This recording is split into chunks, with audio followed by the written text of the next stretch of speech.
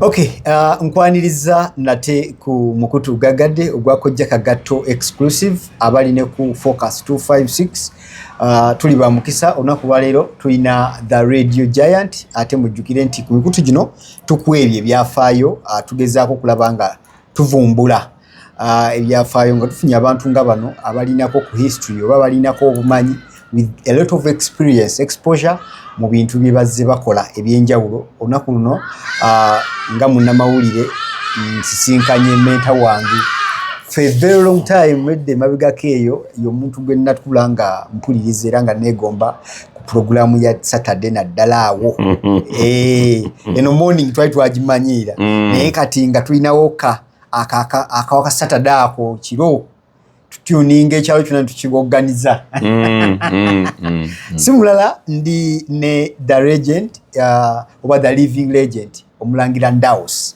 so nga atera ngenda kwa tuwayamu bitu bingi nnyo mu ngeri eri professional dala ku radio abantu bangi abaguliriza radio ne bazagala itwaga tulabe engeri radio jejja evoluvinga mpaka leero era tujja kuba tumupende tumala tukanye tugenda maaso oba eno nkyukakyuka eriwo eyinza okubanga inenge jegize mabega sebo mukadde wange mpaliriza sebo muli bulungi mbalaba nekino abaana gye mutambuza bino birungi okuba mutino my FM industry tuluddemu just because tukkiriza enkyukakyuka n'okutambula n'omulembe ali bwe muba muzze kyovola interviews tuzibawa because tulina bye tugenda okuyiga at the same time yes. Namwe tugenda tuyigiriza yeah. Omanyi kiba kirungi nnyo ng'obudde buno nga mukyali balamu tubatapingako ku information eyo nyefe magamba nti nsenga nafuna muzeeyi oyo biseera biri so muzeeyi Ndawusi ojja kunsonyiwa ojja kuteekako eryamu no it's okay waliwo ebiseera radio eno we yafuukira ey'amaanyi manyi tuzze ne it is part of entertainment ne tufunyemu ebintu bingi ebizze biwamba nti waliwo muziki wakadukamu yakwatira ennyo naye n'awuubamu waliwo radio tv ezawambira waliwo buli mulembe guzze gubaako ebyagwa ebikwata ennyo olunaku olwali waliwo omwana atugoberera ku radio oba atugoberera ku mitimbagano egy'enjawulo ng'awulidde Ndawusi for a very long time briefly nsaba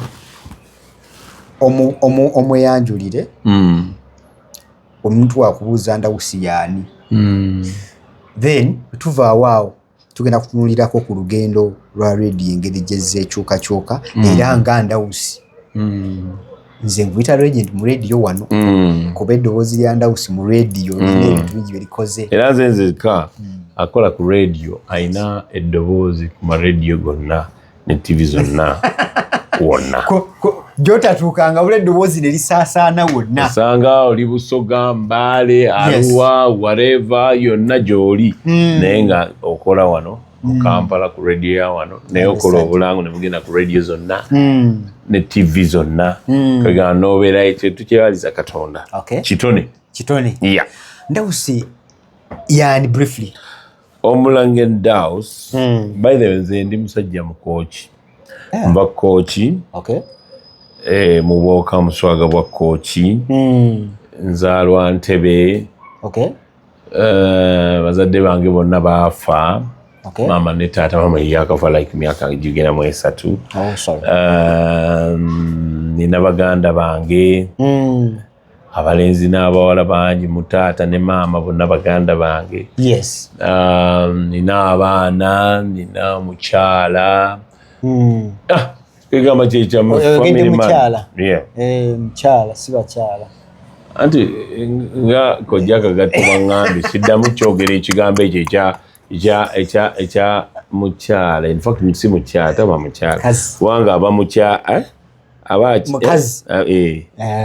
bamukazi nina omukazi nina omukazi omukyala aba akyadde bukyazi nina n'abaana ne bamaama baabwe nina akantu kenkwewuunyaako wekimanyi Ndawusi ebbanga nziri engoberedde manyi gwe tosobola kunsanga n'ombuuza oyo mutabani wa Ndawusi oba muwala wa Ndawusi, oyo mukyala wa Ndawusi oba mukazi wa Ndawusi, oyo taata wa maama, oyo muganda wa Ndawusi. How have you managed this embeera ya mitimbagano everywhere? Buli kimu abantu bakisaasa bayiteeka ku mitimbagano, but Ndawusi amanyikidwa nga Ndawusi. Anti omanyi ebintu bino nabijjamu nzekka family teyabirimu. I understand. Omukyala teyabirimu, abaana tebabirimu, ate obaana bateeka mu picture mu kintu kino kiyinza okufuuka problem. So nze kyemmanyi kiri nti nze ndi mu lutalo nzekka. So saagala nnyo ku involvinga my brand Ndawusi ebeere yokka mu bintu byonna ebino ebyanawulidde biki ebisigadde. So keep that okikipinga nga kyekyo ekirina okuba. I like that. Bakazi simanyi baana towaleetamu. Ndawusi kasitava mu kamera kasitava ku radio ebisigadde bibye mumanye nga brand Ndawusi kimala. Ekyo kikola bulungi kuza abantu bamanyi oluusi okwejjusaga ino natandika byakibino yususu yatetegana kubanja tegana kubanja tegana ku commentinga tegana kugattako. Yes. So Omulangira Ndawusi otandika ku Radio Simba amawulire nga nvudde wala nga njagala ebintu bino kandabe natandika obaddi kubanga I remember how did I enter radio. Nayingira from Capital. Okay. Bwente najja mu Capital nga Shanks mukwano gwange nali manager we nga Shanks akola ku Capital nga nkyagala kibeera nkole ku radio ne kinema. Okay. We're connecting in Sematima tutandika CBS nentandika okuba Sematima nampa contract ningenda ku Voice of Toro iraka lya abantu effort embala emyezi mukaaga ngamba training how to do radio. When afuni abo naba Big Brother Boka ba Bius Butodde ne banyabo. Then I come back to CBS nemera marketing ne production ngankola obulango nenkola obulango ndasema productions ngate nkola marketing no mwamba mita sekitoleko. Then after Mulangira aliko ne bulange how long? I was in Bulange nali nze timu yange yali Baba Kavuyo Tata Kavuyo ani ono mulala Sheila Mvanungi. Yes. Na Koni Nalugwa were that team. Yali weyo ba mulala yafa wali Atibu yafa. Timu yali nene nnyo nga ffe tuyinza okuba ffe tugenda ku 89.2 whereby atete twafuna mu kisogo other people came on, but since the nalina history mabega eno Capital nalinayo omusajja bamuyitanga Colin Mark yali akola yayagalanga nyembo zanyumya we twatandika Simba na Peter then I joined Simba in 98. Omulangira Ndawusi wali eri CBS tubaze wabaze emyezi mukaaga kutololo Toro Fort oze ku CBS nenga ndi ku CBS namalayo like 2 years. Okay. Professionally because never abe muchiba jambala professionally wayiga wakumawulire sakuka mawulire professionally nasoma computer science nasoma nasoma kwa course ya clearing and forwarding because nagenda kone malabe nongola bemuga nganonya nenga as passion yange ilimu entertainment because I was a dancer, I was a rapper, music nga njagala kutambula mu entertainment but I picked interest mu radio. That's why when I kira band wago nenyingira radio. Omulangira wafunamu ko kubuli wali omuyaga gwajirawo wati wasoma mawulire eddayo gire oddayo n'ofuna ku ate n'essomero. Yes. Nafuna essomero Ndawusi Communication School of Media ne pia na Silver Media School of Media ne digital and ne pia nina esomesa AI and all that. So nensomayo diploma mu mawulire okuba mu niche popular. Mawulire kati nze are more of experience than they be popular. I understand. So each popular kyeyongerako each popular kyansanga mu maaso nasooka kola practicals then I'm looking out how engeri gyoyingira nga wasoma biri byanfuna biki engeri gyoyingira wano talent. Yes, talent yandeta nina talent so nga ebintu bino ebyobulango ani akutapinga na kugamba why jangu eno oba gwe eno noga nze neenoonya ne neesembeza kubanga nayitira ku Shanks. Shanks ng'akola ku Capital kati nembeera ngenda ku Capital agamba twagala kukola kino too much new from Namilyango College. We are dancers, fena twali ba dancers kakati wagamba nga tulina kala nze njoka ku Wendy tukole good nyere Wendy nembeera Wendy nga mungi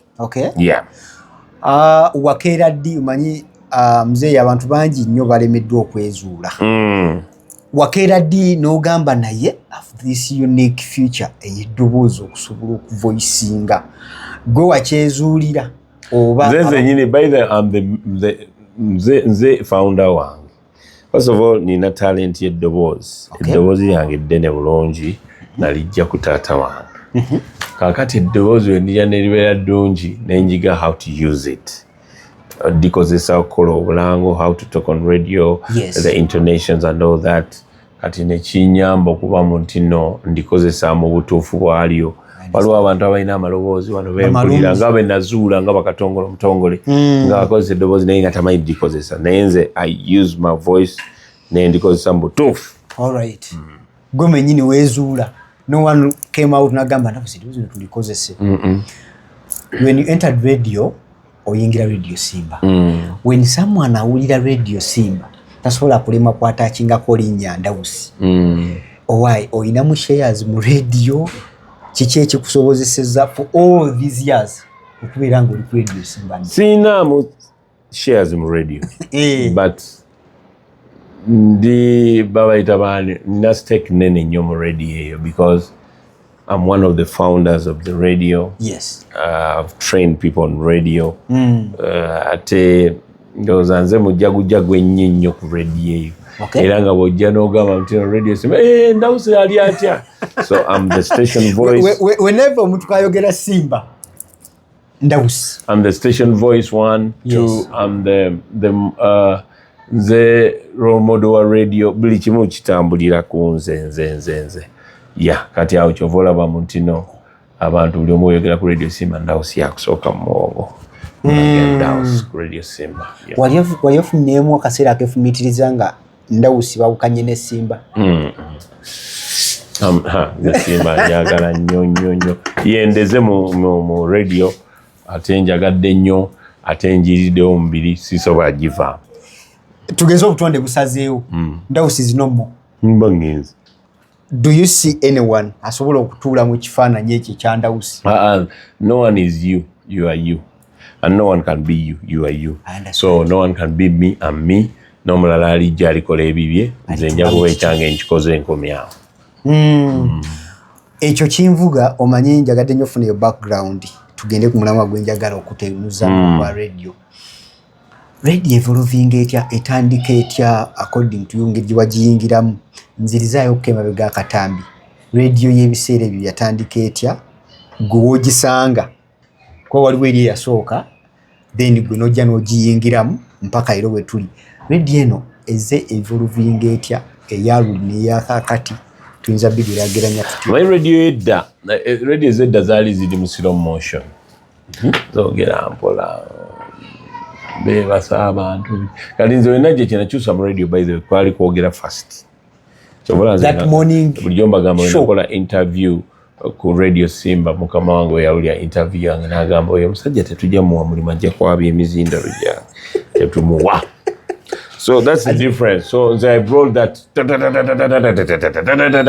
So the way I speak, many people have picked a leaf. Never turn cook up your mind. You get a speedy. So nze najja n'enkyusaamu ekyo. Okay. Ngamba no kakati bane radio tujijje mu kwogera empola. Abantu bachamuli. Okay. Kyobola nkola morning show Julia nga we nagitandika edda ne kakati wenjikola. So owulira nga engeri gye nkulu kuteebekamu ninga sasa diva mu chamber owulira no gamen speed no gaijina alinga kyenjogera kyekyo ate njogera articulate the words biwulira and all that atenga and very creative at the same time amanyi okwogera nga osobola okwogera noyogera ku kintu nga ragadi watera okulukutana omuli nga yogera ku gyemitigi no nayogera ku bantu abali eri.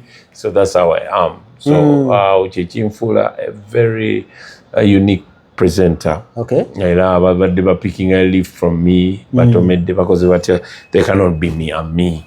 So our music, it was a radio ngaziri mu slow motion. Netuziteeka ku speed motion. Netuzongeza ekirala. Twakyusaamu ko mu mpeereza y'omupiira okay fine wabeeranga emipiira aba Radio Uganda bakolanga babyekwaso baani ne tujja ne tusooka tuweza World Cup ekitabangawo ne tukyusaako twajja tukyuse amatu gammwe tugawe ekintu ekirala ne production nga ddala nnyo kwegamba ne twayagala okukyusa radio enkadde mugijjewo tugireete wano wewati. We yatuukira radio waliwo ebiseera we byatuukira ng'erina piiki yaayo. Biki ebyo ba which other stations by then ezaasitukaawo ne ziba za kabi nga ne Radio Simba mweri which other stations zaaliwo awo? No, fwe twajja mu nsiike waliwo Capital Sanyu ne CBS mu FM. Zezaaliwo kuba Radio Uganda yaliwo and all that. But the three radios were there. Then we came in, took in a competitor for the CBS. While yakola Luganda, atenga radio ya Uganda. So nga tulina okulaba tuli tetujiyingira tetujikoona kuba radio yaffe atenga tuli Baganda. Nga tulina making sure mu radio eyo tukola ate ffe ekirala. So radio twagireeta okujjako stress. So it is so much of entertaining. Kuseka kiringira bwobeerawo n'ogamba njagala kuwulira birango olowooza radio ki? Radio CBS. Kati tugenda awalala yagala abasawo Baganda radio ki? Sijja mukola radio z'abantu. Oyagala kuseka radio ki? Onoonya Simba. Yagala music omukadde radio ki? Era waliwo ezikuba omukadde Radio 1. Radio 1. N'ogamba kati njagala za Uptown R&B biki ez'abavubuka radio ki? N'onoonyayo ku Galaxy. Ndoza owulira kati eyo branding eyo omuntu njagala kuseka kangende kusimba. Njagala kuwulira kino kangende eno. Njagala netubeeramu kati we need to talk about stress kuseka kunyumirwa Simba. That is where you branded yourself mubeeraawo. Omulangira Ndawusi twasoma amawulire era ne tugukamu ne batuwa ebiwandiiko bye baatuwa. Tugenda okutuuka ku mirimu ng'omulimu gw'oyagala Ndawusi gwewuliranga ya bulimu. Ate waliyo akamalamu amaanyi akulaga akyaliwo. Kiki ekyo kyolaba mu bantu abafuluma kati abayingira amawulire kibalakinga out ekyogamba kino kuba Ndawusi oli omu kwabo abantu bendowooza nti abasalawo babayingiza talenti zino empya kyo kyetulakinga kyotalaba mbaana kati abafuluma abayingira radio bali mu mawulire anti abamu bamala gabikola kutuukiriza mukolo njagala mawulire n'agamba njagala mawulire nze nyingidde amawulire tamanyi nakyayingiridde tamanyi bajja kusooka bamuleete mawulire bamuteeke mu field bamukube tear gas. Naye nga kyayagala ayagala ayingira amawulire abeere nga Ndawusi. Ono Ndawusi alina talent man, this is different. Ono guy wa talent ali eri mu bitabo era asoma gamba njagala tasobola ate n'ekirala ebyo nebyogamba mutu ono njagala oyo aveewo tosobola kukola kyenkola. Very true. You can do what you can. Kukeeza saa n'ogamba hakale atudde wali jangu okole kyabadde ako. Tosobola kukola kyange nange sobola kukola kikyo kati yiye ekikyo. Okay. Do your own thing and you can do it. Je bidi bingi nye bitanakolebwa nze oluusi omuntu ajja kukola interview njagala kukola ku radio. Agala kukola ku radio. Yes. Nkubuuza kikyo oyagala okukola ku radio kitanakolebwa? Awo. Kiki kyotuleetedde ekitaliiwo? Kati awo enkukubya negamba mutino gwe toze kukola ku radio. Oluli ayagamba njagala kujjawo bintu byamu ebyo ebyekisiru tubigire mbisobola. Nange sobola batulaba mu kantu kano balowooza kangu but sitting here and talking okwogira is talent. So abagenda mu mawulire siba discouraging but kyoyagala oba olina ekirala kyobala olina ekirala kyoyagala okuyitamu obeere nga olina ebbaluwa y'amawulire okole Ndawusi byakola. Nze nkugambye ebbaluwa yansangayo bye nasoma si byenkola kati namala kukola bintu bino nze ndi vice versa. Nabikola nga sinabisoma nembisoma nga nabikola kati ate nga n'abasomesa byenyagala nga nze nte mbasomesa wanze natandika practicals theories ezaasemba kati nentuuka ate kati gwonsomesa ate nze ndi n'experience ate nga nina okusomesa ebintu byo bitereeze mukulu wawootwa because abaana basinga okusoma amawulire tebalina na access to production but me have been doing it but they bajja nagamba ayina degree na degree naye twalingizangayo bulingiza now what is that ozosa omulimu naye okulembeza biwandiiko so there must be art mugwe olina okubanga naye okola amawulire ate nga gweolina kukola oli musuubuzi kola ekintu kyobalanze abaana bange mbabuuza oyagala kukola kusoma ki simukakambu soma kino kyayagala era kati kuba access gyolina mu media wandibadde osala unoga mujje eno naye wabagamba nedda njagala osome kyoyagala bw'oba oyagala kyange kyojja okusoma bw'oba toyagala kyange yagala kuba kirala era nze olabirawo omwana mulimu omwana ayagala nnyo abamakanika biki yadda newandiyanga ku ssomero Alexander Juliana awe bakola plumbing nenga wana agenda kubakyula oba ali ku kyono naye nga gamba I love it biki nenga naye sijja mumukakambu nedda tokola ekyo kola ekino muleka akola ekyo kyayagala waliwo omulenzi naye alimu olumakanika ne maama alimu olumakanika mutino TVF dayina wakwata nete kugamba omuwabuwi go ahead kwekyo kuba yekyakola kyayagala so Omulangira Ndawusi radio bwezeekula tuzze netubakana n'omutimbagano bayita social media nejja nebeera so much influential nti buli muntu yenna emusika nga radio musobodde mutya okubeera nga musurvivinga enkyukakyukayo ziti manyi kati social media weyajja naffe ffe tutambula n'omulembe radio luli wali temutulaba kati mutulaba we're live on TikTok, we're live on YouTube, everything olaba tukola morning show tubeera live on TikTok, Radio Simba live so twakyuka n'omulembe kati uli abadde atulowooza ng'atuwulira ng'atufumiitiriza kati atulaba ate atuwulira so twakyuka n'omulembe kati ovola atuze ne mukantu luli nga tulina kwekweka ofuluma ondaba simulaba naye kati ondaba I know ate nga bwenkola ku radio very many people bali nga awulira Ndawusi agamba Ndawusi ate nga mwana wattu erinnya nga lyadduka dda in fact akantu katuyambye nnyo okutusembereza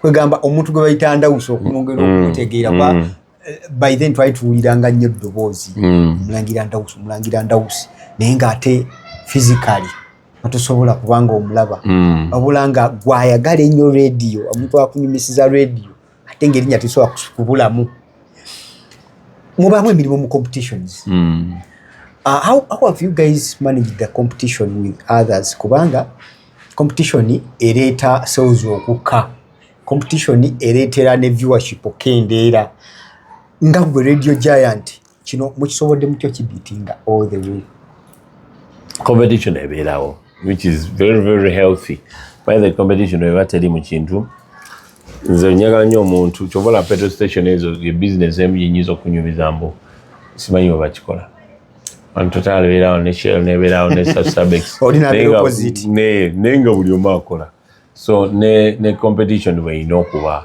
kyonna kyonna ekijja tugenda nakyo of course sales zakendera mu radio kubanga kati social media yatwala everything kyobola twakikyusa ne tubeera nga tulibe social media naye tusasula social media it pays a lot tuba tulina following tukola neyimbira byange manyi it's all about content social media oba tolina content tolina work that's why osanga omwana banoonya content so competition tumanye mutino radio tekyalina maanyi galuli naye tujenyumirizamu nti tulina ogiyizanga ebintu nga nembira byange engule tubeere nga naffe tulina amaanyi gaffe engule bwejja amaanyi weegali nembira yange bwajja amaanyi weegali so tulina morning show yaffe Binsangawano amaanyi weegali kwegamba netubeera nga tulina naffe bitwekwata buli omu kati alina kwekwata bwekwasi n'olemera kino nze siva wano ebintu byakubaka bubasi bw'ofunako okutte tota kati nze kyenkola mu kantu wano abasinga obungi tebasobola kukikolamu nze nkyaza ba legends na toyinza kunsanga nga nkyaziza abayimbi bano angambe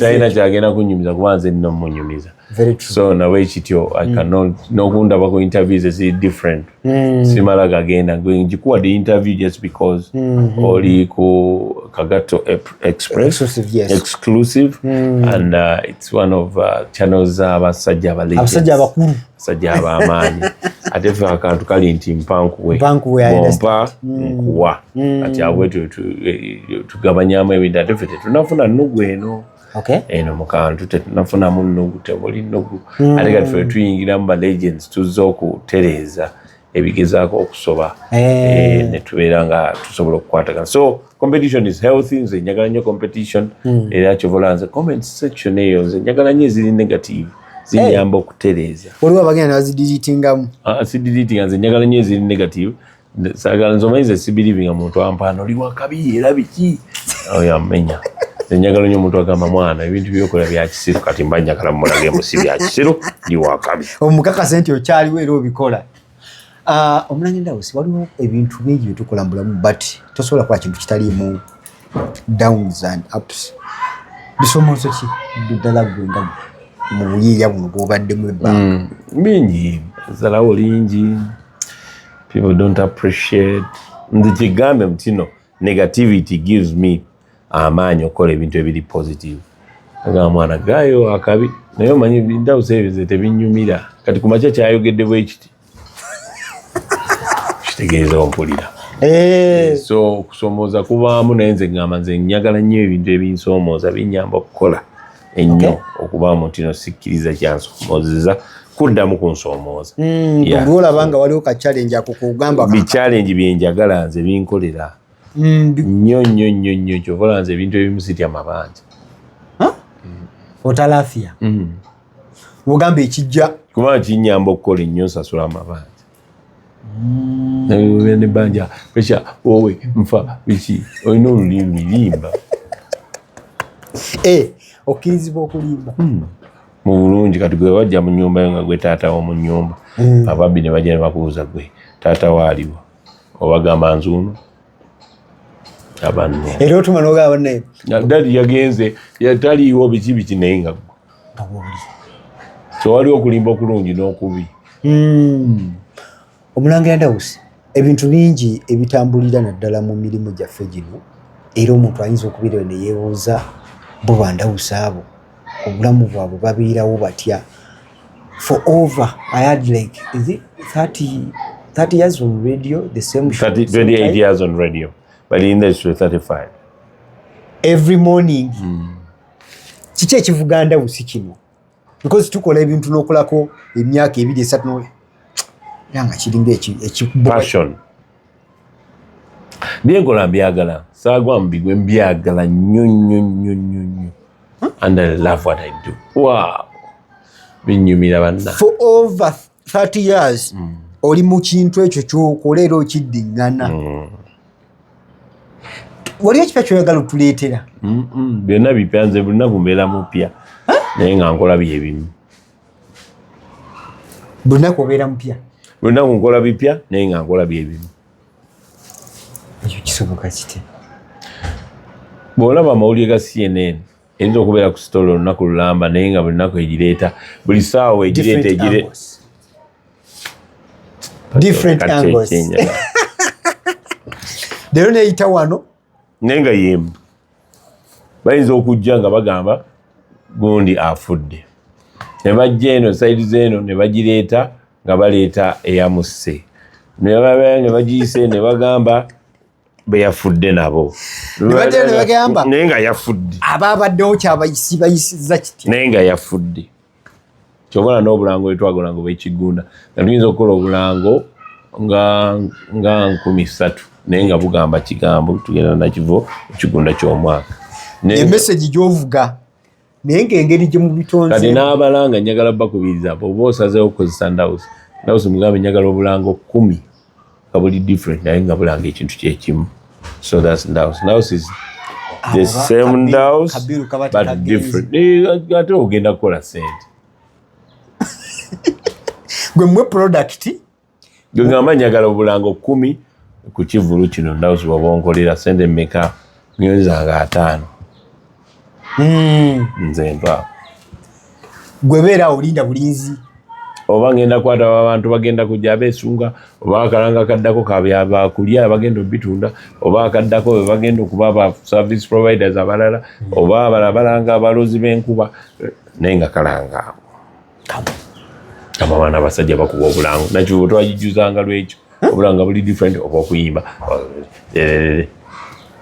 Omulangira Ndawusi nina ka video kenalaba of last week ng'oli ne regent omulala mu voice gwe bayita Abe Mukiibi Kaaga.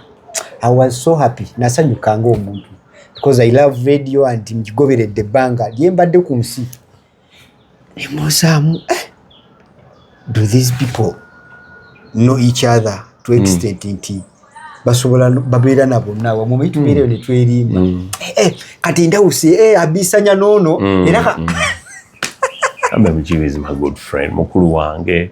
Yes. Era we namusanga namina kije mugamba kantu tukola tetulina febe binugo bitetubeera nabyo because bine ebintu byansi byakufa kuleka kati akola akala era lumanyi n'okwekubira noga why tuteke ku rate meka tuyite mu meka Christmas etuuse season mulemeku nagamba okoze otya kamu kitundu abo tubasaliyeko kale fine kati awo nga kyekyo era ogiye n'ogamba oba gwe bikulemenze kuleme gende wa Abe ajja okukolera nawe ite nakubaka mu kitundu neno you guys reach to that extent agende wa Abe Abe nagamba gende wa Ndawusi akolera ali tulijirika agenda niboli akola ebyekisiro ebyazikoleza ze sente Abe Mukiibi mzee otuka next n'owuliramu n'oga why kanate wabadde ki kati olijja n'agamba gende oli Ndawusi yakolewa obusente najjeno n'asanga twateeseza wahe mukwegamba mutuvuga nga babuloka bamumotoka ova n'ogenda ku kiri ekibanaga tukuwa 5 yoga musajja tebategeka inveri ewa Abe Mukiibi n'asindika ewuwo netukeyo ng'omusajja yakusiza muddulu ku mwoli wajjaawo wa bizigo ali tumanyi kwekubira pass nogamba kati nno nayagala gondi kati gwe sooka okole ompeereze nze mixinge nga njogedde kati gwe yogera ogambe mutino Ndawusi ogamba otya ne tubugatta awo mawanga magatti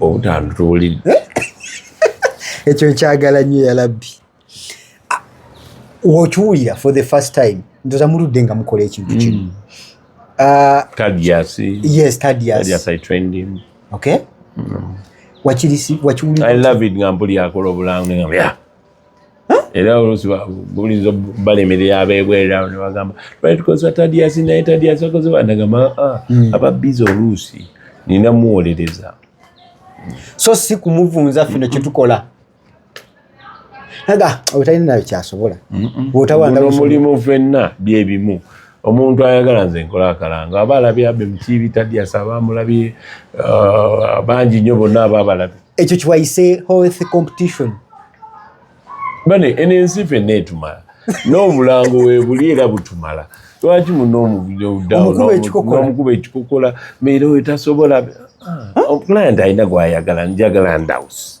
njagala Abe njagala Thaddeus njagala that's it Mzee Ndawusi olire wajja ewuwo nagamba unoyo wayi sina namba ya Abe Mukiibi